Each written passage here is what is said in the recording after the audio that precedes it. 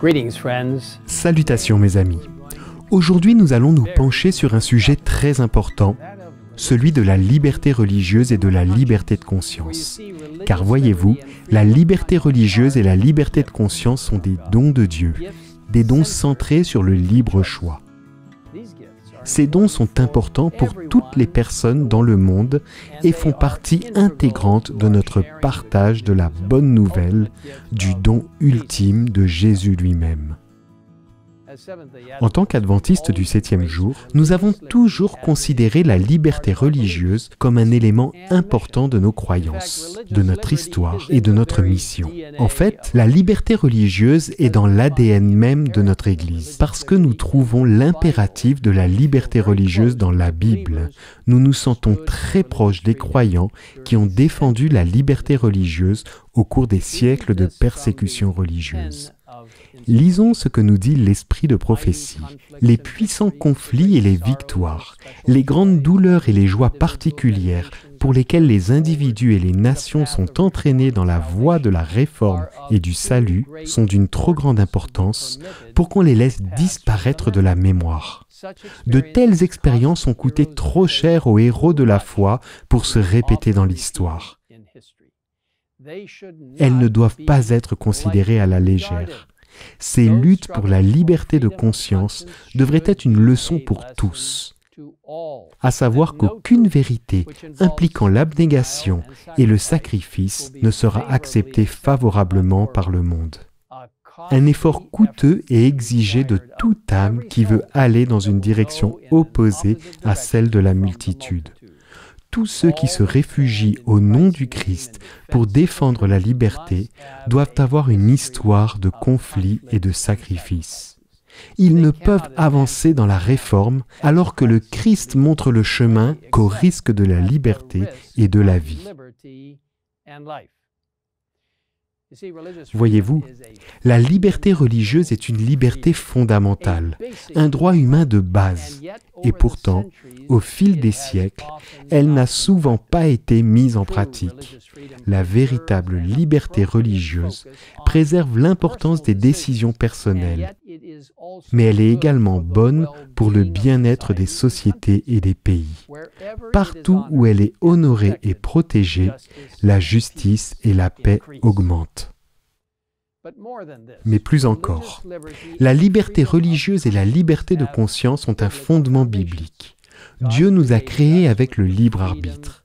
C'est un élément important de notre dignité humaine.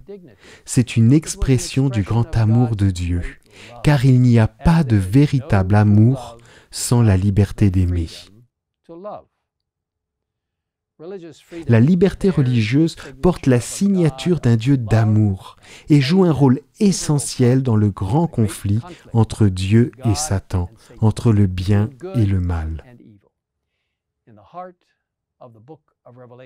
Au cœur du livre de l'Apocalypse, au chapitre 13 et 14, le mal est décrit comme opprimant, persécutant et tuant ceux qui refusent d'adorer la bête. Au contraire, le peuple de Dieu proclame sa foi en Jésus, tout en ne forçant personne à l'adorer.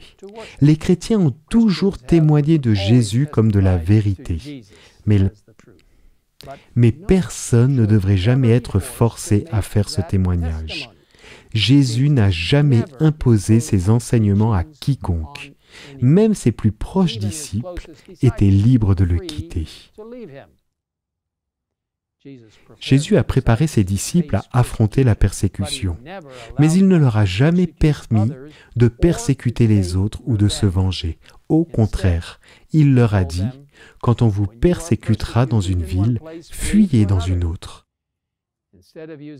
Au lieu d'utiliser la violence, Jésus a demandé à ses disciples d'aimer leurs ennemis, une pratique proclamée à nouveau dans 1 Corinthiens 4, versets 12 et 13, qui nous dit « Nous nous fatiguons à travailler de nos propres mains. Injuriés, nous bénissons. Persécutés, nous supportons. Calomniés, nous répondons avec bonté. Nous sommes devenus comme les balayures du monde, le déchet de tous jusqu'à maintenant. » En tant que croyants, dans le monde d'aujourd'hui, nous sommes confrontés à de nombreux défis. Mais alors que les tensions augmentent, il y aura des occasions de partager notre foi. Nous ne devons pas nous laisser intimider ou abandonner, mais faire face aux défis qui se présentent avec les grâces chrétiennes de la bonté, de l'amour, de l'espoir et de la persévérance. En tant qu'adventistes du 7e jour, soyons pleinement attachés à notre engagement ferme et à nos actions personnelles qui promeuvent la liberté religieuse et la liberté de conscience, ainsi que celle de partager les messages de Dieu dans une société de plus en plus séculaire. Parlons et défendons nos positions d'une manière agréable et heureuse, avec grâce, conviction et passion. Et recherchons la sagesse du ciel pour accomplir la grande tâche de transmettre le message des 3 anges d'Apocalypse 14 avec bonté, compassion et vérité. Prions. Notre Père Céleste, merci pour les merveilleux messages des Écritures. Tes messages d'encouragement, tes messages de vérité éternelle. Lorsque nous les partageons avec les gens, aide-nous à le faire avec gentillesse et compassion, sans les forcer, mais en les aidant à comprendre que l'opportunité qui leur a été donnée de choisir grâce à toi a des conséquences de vie et de mort, et que tu veux qu'ils choisissent ce qui est juste.